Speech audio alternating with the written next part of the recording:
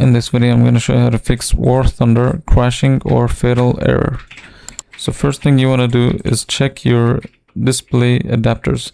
So sometimes if your graphics cards are not updated, this could cause this issue. So if you go to display adapters, just make sure you update your drivers. You can also update it if you have the NVIDIA app. If you have NVIDIA driver, NVIDIA graphics cards, then the NVIDIA app will allow you to just update the drivers easily. So what you also can do is you can, let's say you're using AMD drivers or NVIDIA. So whatever it is, just you can write the name of the drivers that you need, the name of the graphics cards, and this will download the drivers for you. So just type the name, for example, AMD drivers, go to the AMD website, and then here you'll see the download options. So you'll select graphics card, select the type and the series and everything.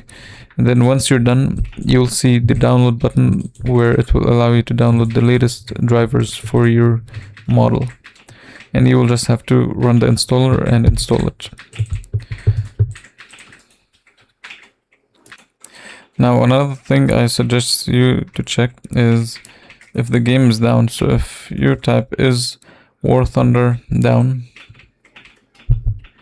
you'll get a website like this.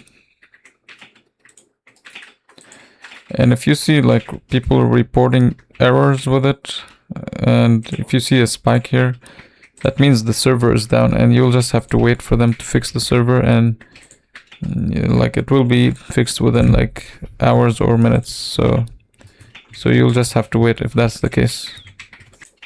Now if that's not the case, then what you can do is go to CMD, run as administrator, and then here write ipconfig /renew and then press enter. And then ipconfig flush DNS. And then once it's done, you can close it down. So let's say you did all of this and still doesn't work. Then what you can do is if you go to Steam and find the game, you can try to uninstall the game by going to manage and uninstall, and then reinstall it, and hopefully it works for you.